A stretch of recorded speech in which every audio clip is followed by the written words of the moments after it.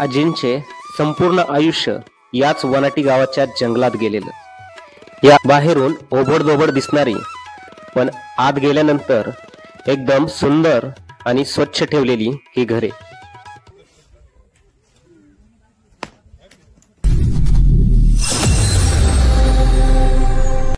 मित्रांनो, जय शिवराय. तुमचं शोध सह्याद्रीचा या आपल्या युट्यूब चॅनलवर मनपूर्वक स्वागत आहे. तर मित्रांनो, आपण आज अशा गावामध्ये जाणार आहोत की त्या गावामध्ये जायला ना रस्ता आहे ना तिथे शेती आहे. लोणावळ्यापासून अगदी जवळ असलेलं एक गाव आणि त्या गावामध्ये आपण जाणार आहोत आणि तेथील लोकांचं राहणीमान, त्याचसोबत त्यांची उपजीविका कशी भागवतात या गोष्टी आपण या व्हिडिओच्या माध्यमातून बघणार आहोत.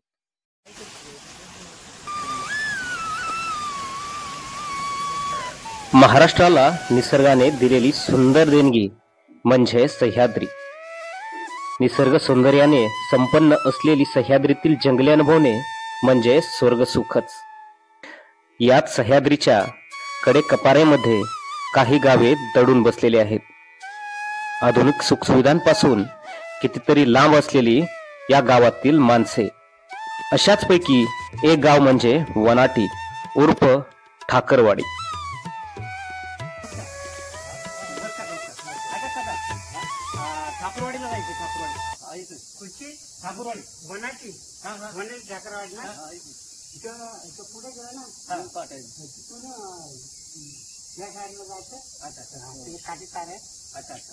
तुम्ही कुठे निघाली?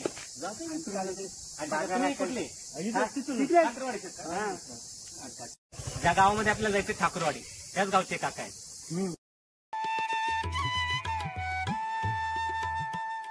लोणावळ्यापासून जवळपास 12 किलोमीटर पोहोचल्यास जंगलामध्ये लपलेलं हे वनाटी एक छोटंसं गाव. या गावाला जाणारा हा प्रमुख आणि एकमेव रस्ता. घनदाट जंगलात डोंगर माथ्यावर एका डॅमच्या बाजूला बसलेलं हे छोटंसं गाव म्हणजेच वनाटी उर्फ ठाकरवाडी.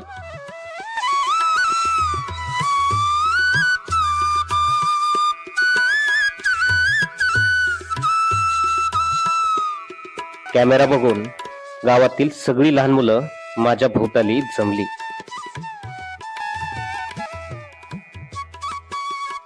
या वनाटी गावामध्ये फक्त 11 ते 12 घरे आहेत.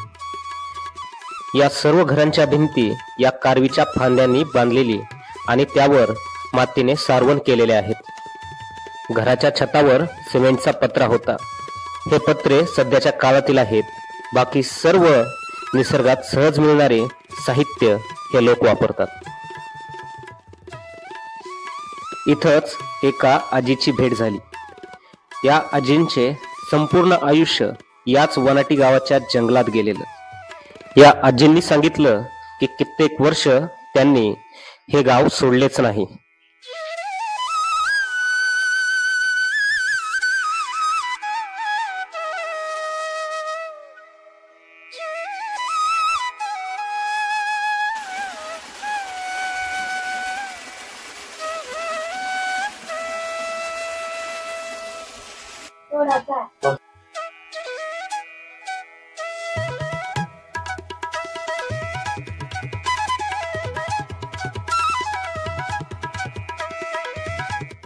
बाहेरून ओबडधोबड दिसणारी पण आत गेल्यानंतर एकदम सुंदर आणि स्वच्छ ठेवलेली ही घरे. देवघर का बघू शकतो का?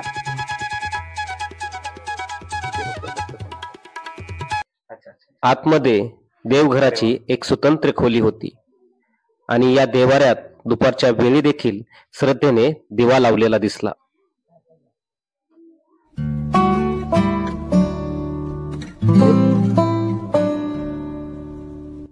स्पेशल खोली का देवघराची? पूजा होते रोज? कोण करतं? पप्पा. पूजा डेली होते. आता पण दिवा लावलेला दिसतोय आपल्याला. आणि इथं बाकीचं झोपत नाही इथं कोणी? नाही झोपते. अच्छा. आणि हे तुमचं साहित्य जेवणाचं?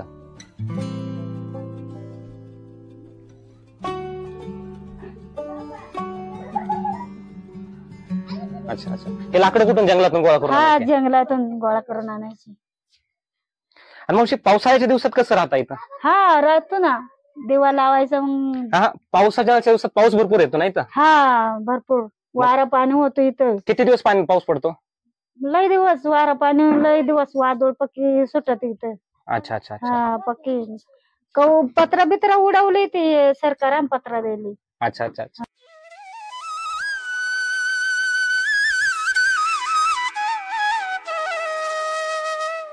मावशी हे डेमात मासे पकडायचे मग घालायचं येत, आणि त्याच्यावर ते त्याच्यात मासे पकडता का तुम्ही? हा या शिरायचा आणि जाळा सोडत जायचा टुपव. अच्छा अच्छा अच्छा. हा आणि हे इथं शेळी बांधायची इथं.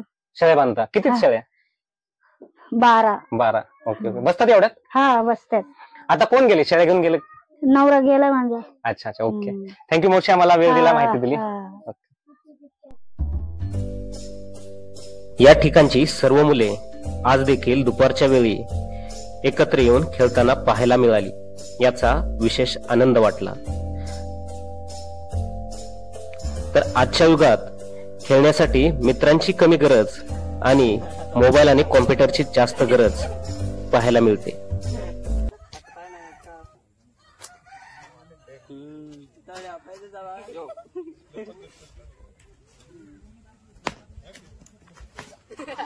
एक निघाला की सगळं का?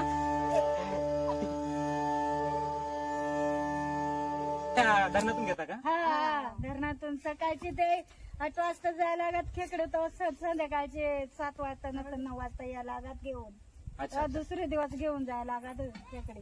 पायी पायी जायला लागत आणि पायी या लागत खेकडे घेऊन गेला. आजारी झाला का होते डोळी करून न्यायचा, गाडी नाही काय नाही. म्हणजे आजारी जरी तर पडलं कोणी डोळी करून न्यायचं? हा डोळी करून न्यायचा, डोळा करायचा न्यायचा. गाडी तर पाहिजे नाही ना. बघितलं, रस्ता पण नाहीये आणि बघितलं अजून. तुमचा व्यवसाय फक्त खेकडी पकडणं? हा खेकडी. कुठं बिगारी काम भेटलं तर करायचं 2 दिवस 1 दिवस, तर ते पैसे भेटले तर जायचं नोनवळ्यात धान आणायचं डोक्यावर. शेती वगैरे नाही तर? नाही शेती नाही, शेती नाही, जमीन नाही, जागा नाही, काही नाही. फॉरेस्ट काय नाही. म्हणजे सध्या त्यांच्याच नावावर आहे समजा असं का? अच्छा, तुमच्या नावावर नाही? कधीपासून राहता इथं का? लई वर्ष झाली, आमचा वाढ वडील सगळे 50-60 वर्ष होऊन गेली. इथंच आहे तुम्ही 50-60 वर्षापासून? खेकडी पुढे मासे भेटला तर मासे पकडायचं, लोणावळ्याला घेऊन जायचं, ओपायचं, तवा घर आली याचं. म्हणजे जायला तुम्हाला किती तास लागतात? जायला मला 4 तास लागतात. 4 तास जायचं, यायचं 4 तास? नाही, सगळं धरून 4 तास. गाडी नसेल इथून तर? गाडी नाही, पायी 4 तासात जातात? पायी लोणावळ्याला. बापरे, किती लांब आहे? एवढ्या लवकर फास्ट जातात तुम्ही? आम्हाला गाडीवर 1.5 तास लागले आम्हाला येण्यासाठी. घेऊन जाता. अच्छा अच्छा अच्छा अच्छा. आणि हा कुठपर्यंत असा परिसर? किती घर आहे तिथं? इथं आमची आहेत 15-16 घर आहेत. 15-16? 18 घर आहेत. 17-18 घर. इथलाच आहे का?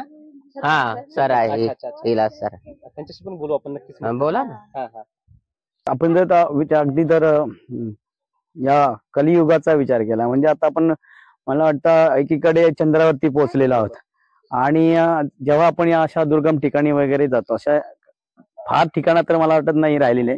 शासनाच्या अनेक योजना आहे, घर ते रस्ता, घर ते पाणी, वीज वगैरे, अशा अनेक योजना आहेत. कदाचित या सगळ्या गोष्टींचा जर विचार केला तर कधी कधी असं त्या कागदावरच आहेत. एकीकडे माणूस चंद्रावरती जातोय आणि एकीकडे दुसरं फार त्याचा असा आहे की इकडे येण्यासाठी रस्ताही नाहीये, लाईट नाहीये. आणि असंही नाही की ह्या सगळ्या मागण्या आम्ही सरकारकडे केलेले वगैरे नाहीयेत. भरपूर दिवसापासून करताय? अगदी. आता माझा जर मागचा पंचवार्षिकचा कालावधी पाहिला तर त्या वर्षी सुद्धा मी अनेक पाठपुरा या गोष्टींचा केलेला आहे. त्याच्यानंतर आता विद्यमान सरपंच आहेत इथे या ठिकाणी, तर त्यांच्या मार्फत ही सुद्धा ह्या सगळा पाठपुरा चालू आहे.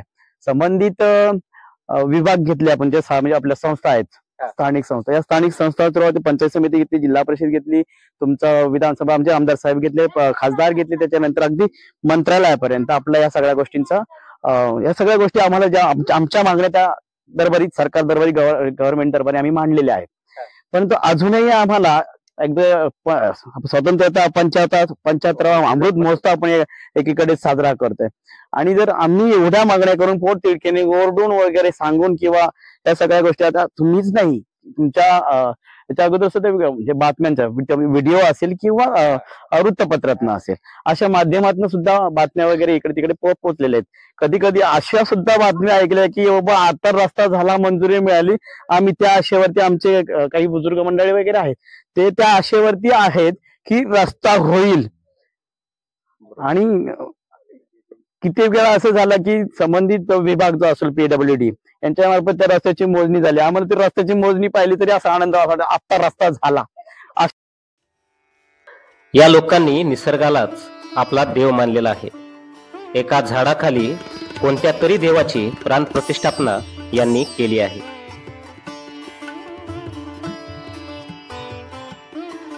वनाटी गावाचं पालन पोषण करणारा हा एकमेव जलस्रोत.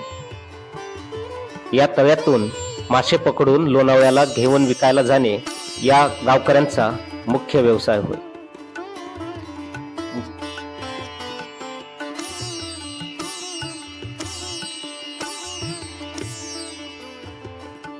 तर मित्रांनो, तुम्ही जे हे गाव बघितलं ते वनाटी, ज्याला ठाकरवाडी सुद्धा म्हणतात, ते गाव. तर या गावामध्ये बघितल्यास आपल्याला लक्षात येतं की एकीकडे सुखसुविधांनी भरलेला पूर्णपणे सुखसुविधा आहेत आणि दुसरीकडे साध्या लाईटसाठी, पाण्यासाठी, रस्त्यासाठी झगडावं लागतं या लोकांना. या लोकांचं उपजीविकेचं मुख्य स्रोत म्हणजे हा जलाशय. ना यांच्याकडे शेती आहे, ना हे शेती करतात, ना ही कुठलं यांच्याकडे दुसरं साधन आहे. यांच्याकडे जीवन जगण्याचं एकमेव साधन ते म्हणजे हा जलाशय. या डॅम मधून ते मासे पकडतात आणि तीच मासे लोणावळा मार्केटमध्ये जाऊन विकतात आणि त्यावरच या लोकांची उपजीविका भागते. आजचा व्हिडिओ कसा वाटला हे कमेंटमध्ये नक्की कळवा आणि अशाच व्हिडिओसाठी आपल्या शोध सह्याद्रीचा या YouTube चॅनलला सबस्क्राईब करायला विसरू नका. जय शिवराय, जय शंभूराजे.